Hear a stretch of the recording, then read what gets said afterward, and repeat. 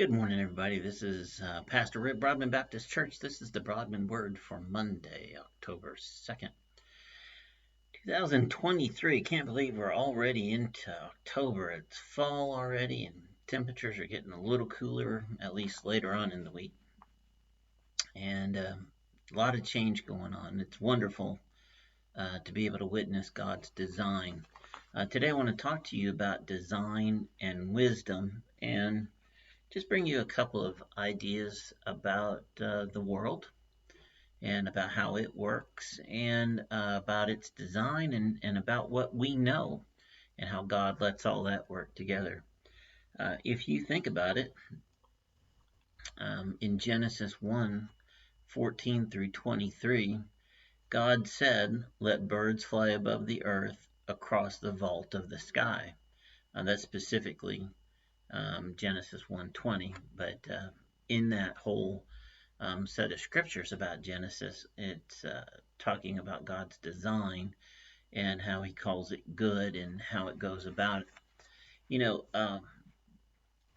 I love natural science and thinking about the things of the world and how precise the universe is, and if it weren't, there would not be life. I've explained stuff like that to you before, but with this thought, I was thinking about this particular scripture and its relation to birds, and then I thought, well, that makes a real good correlation to the design and wisdom of God versus what he allows the wisdom of man to be. And so there has been a lot of money spent on science and scientists trying to develop and design things that mimic the natural world, mimic the capabilities of things in the natural world. No shortage of studies on birds. And we clearly have the ability to fly. We have airplanes that weigh loaded up close to 1 million pounds, and we take them great distances. The longest flight in the world right now is New York City to Singapore, a little over 18, up to 19 hours. We have incredible abilities. But if you take a look at a simple bird, one particular study about the swift, because it's quite capable, it's fast and maneuverable and can do many, many things. Science tried to replicate the capabilities of the flight of a swift with a drone, an ornithopter to be specific.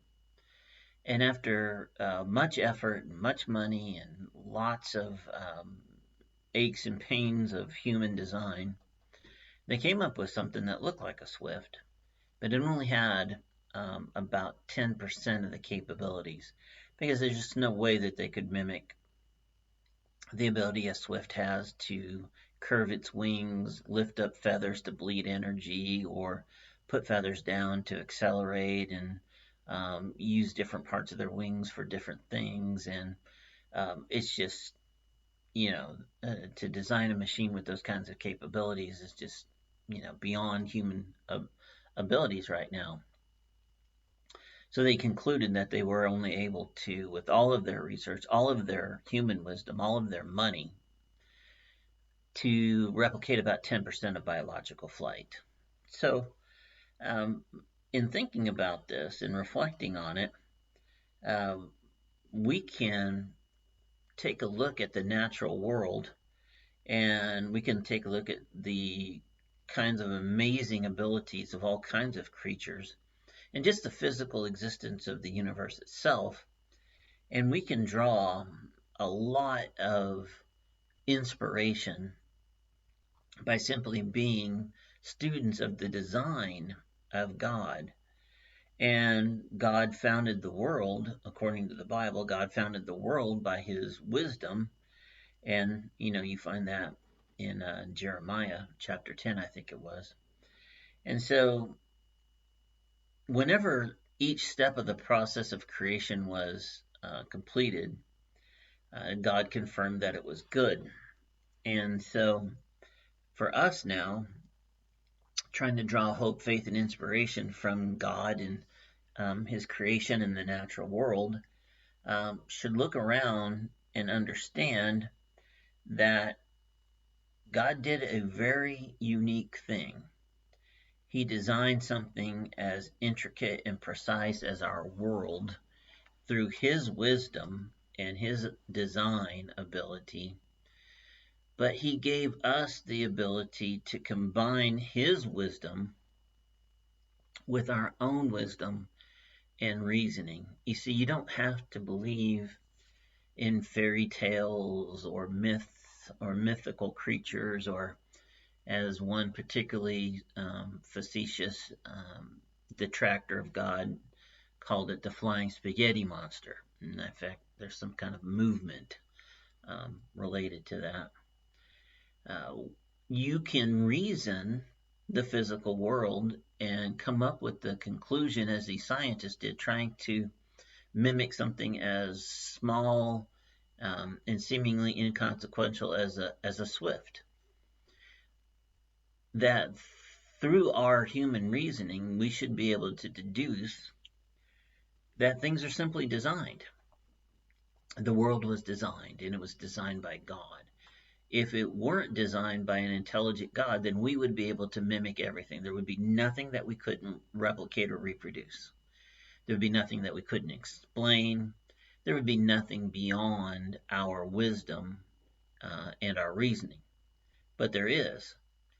So, by God allowing us to have brains that could reason, we can understand the design.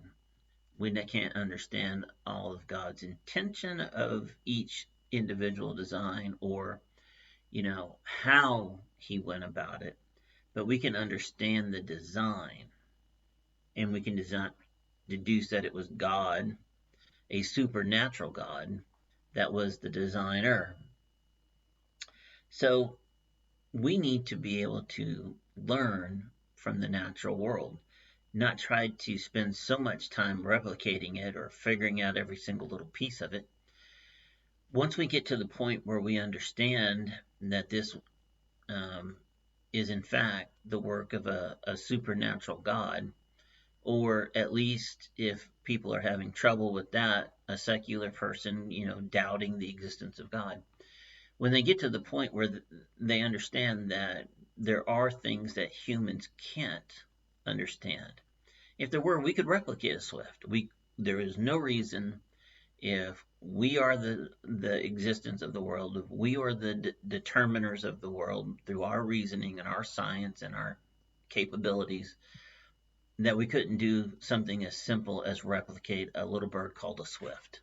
But we can't. We can, in fact, spend lots of money and time on it and only come up with about 10% of its capabilities. And the reason is, it was designed by a supernatural God far more intelligent than any of us, with far more capabilities than any of us, and we simply can't get there. I'm amazed that we were able to get to 10%, let alone be able to do it all.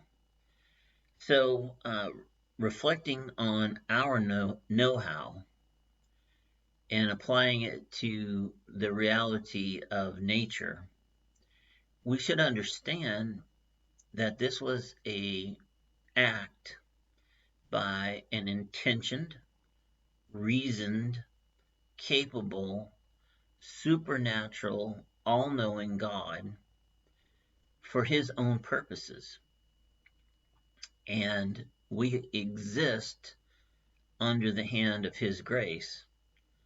He's giving the whole world time to realize that they need grace, his grace, and that they need to come to him before he sends Jesus back for the final call, where all accounts are made equal, everything is settled, truth and justice of Christ will reign forever. There, in fact, will be a new heaven and a new earth. So right now, we're in that time of grace of God. It's not that he's being slow-witted or that he doesn't have the capability to bring the end about. He has already demonstrated that in human history. So what we should then do with this knowledge and the design and wisdom combo that God gave us is be at peace and come to Him for the things that we don't understand, the things that we don't get, the things that we need a supernatural God to show us the way through. In that way, we're going to have a lot more peace. We're going to have a lot more reason. We're going to have a lot more joy. We can live fulfilled lives knowing that there's a God out there who's got our back, who's watching out for us. Otherwise, it's just going to be a constant, endless source of frustration and failures trying to bring this world under our control when it can't be done. We can't even design a Swift. Listen, brothers and sisters, I love you, and I hope you have a marvelous day in the Lord. I'll talk to you next time.